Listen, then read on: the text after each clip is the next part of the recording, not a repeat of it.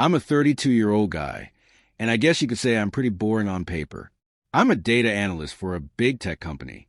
It's not glamorous. I don't have a corner office with a view, but I'm good at it, and it pays the bills. My fiancée, well, ex-fiancée now, never really got that. She's a social media manager, which is cool, but her entire life revolved around image and what other people think. For 3 years, I thought it was just a quirk. Turns out, it was a festering sore contempt for my entire existence. It all blew up at our engagement party a couple of months back. Her parents are great, salt-of-the-earth people. Her friends, on the other hand, are a pack of judgmental harpies. We're all in her parents' backyard. Things are going great, and then one of her friends corners me. So, she says, looking me up and down like I'm a piece of used furniture, "What is it you actually do?" I start explaining my job, talking about data modeling and market analysis. Her eyes glazed over in about 5 seconds. Before I could finish, my fiancée waltzes over, champagne flute in hand, and lays a hand on my arm. She gives her friend a conspiratorial grin and says, with a sugary sweet voice, "Oh, he just works in a pathetic cubicle all day." Her friends burst out laughing. Not a little chuckle, but a full-blown, condescending cackle. It was like a scene from a bad high school movie. And my fiancée just stood there, smirking, basking in it. She was proud of that line. In that single moment, every late night I'd pulled, every complex problem I'd solved for my company, was reduced to a punchline for her vapid friends. Something inside me just switched off. The part of me that loved her, that saw a future with her, it just went dark. So I leaned into it. I put on a big, goofy grin and said, "Yep, that's me, king of the cubicle." Sometimes they even let me refill the stapler. It's a wild life. They laughed even harder, and she gave my arm a squeeze, completely misreading the cold fury behind my smile. She thought I was being a good sport. The rest of the night, I played the part of the lovable, unambitious loser.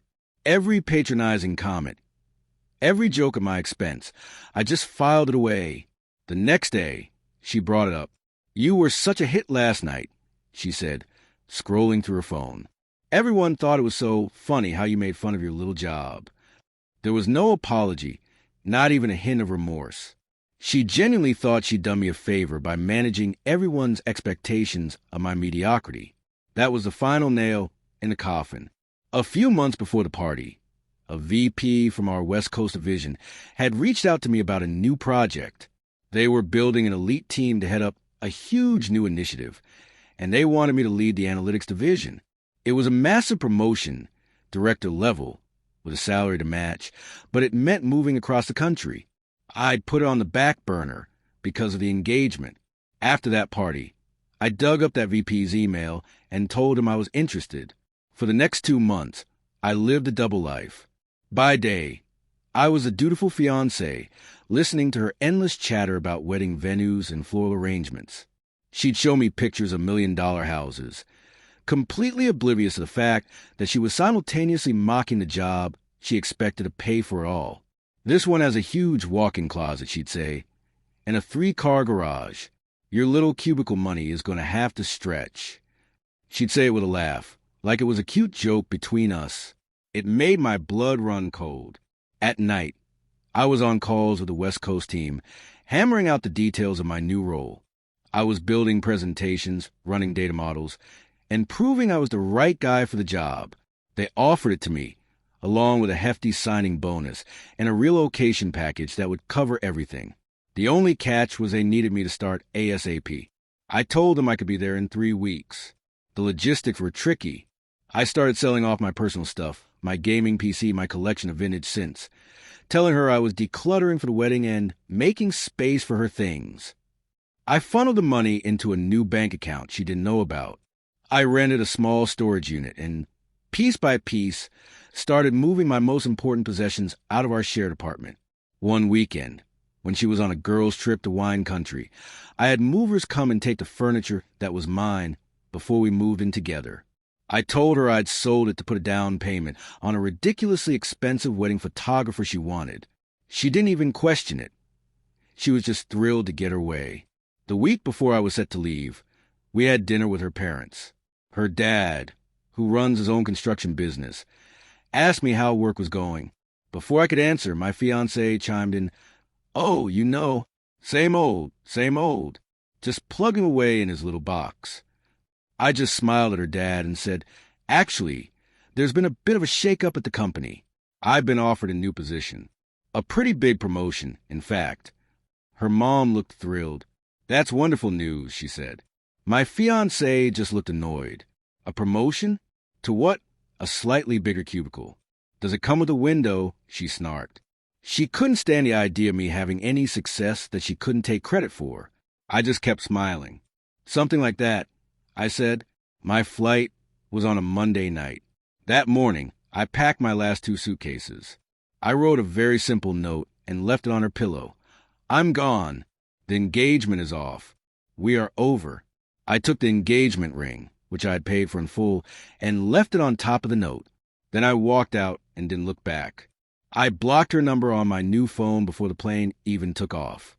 I landed late Monday, and my new life started Tuesday morning. The office was incredible, all glass and open spaces, with a stunning view of the city. My team is brilliant, and the work is the most challenging and rewarding I've ever done. On Wednesday morning, I was in a meeting with my assistant. "Sarah, buzz me. There's a woman in the lobby for you," she said, her voice carefully neutral. "She's claiming to be your fiancé, and she's very insistent." The moment I'd been waiting for. Apparently, after finding the note Tuesday morning, she'd had a full-scale meltdown, called my old office, and somehow sweet-talked a clueless intern into giving her the address of the company's new headquarters. Then she'd booked the first flight out. "Sarah," I said, a slow, satisfying smile spreading across my face, "please inform the woman in the lobby that I am in a meeting. Also, please inform her that I do not have a fiancé." There was a short pause. "With pleasure, sir." About 10 minutes later, she buzzed again. "She's not leaving. She's causing a scene, demanding to know where your cubicle is so she can come and talk to you." This was it. The punchline I'd been writing for 2 months.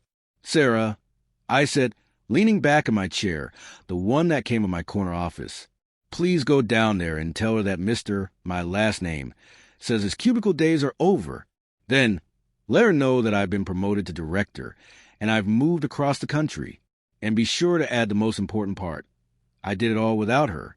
I could hear the smile in Sarah's voice. "Consider it done." I didn't see it myself, but Sarah gave me the play-by-play later. My ex stood there dumbfounded as Sarah relayed my message. Her face went from red to white.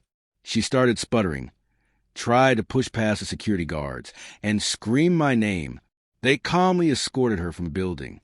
Her grand, dramatic gesture to fly across the country to ambush me had crashed and burned at the reception desk. About an hour ago, I got a call from an unknown number.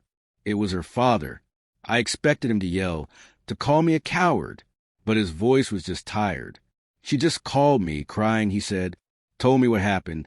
I wanted to say I'm sorry, son, for how she treated you. I saw it, even if I didn't say anything. You're a good man. You did what you had to do." Hearing that from him was the only validation I needed. My ex got the public humiliation she deserved, in a lobby full of successful people she so desperately wants to be. She thought my world was small. She never realized I was just getting started building a new one. Anyway, if you want to see what a guy with a new corner office does next, you know what to do. Stick around. It's about to get interesting.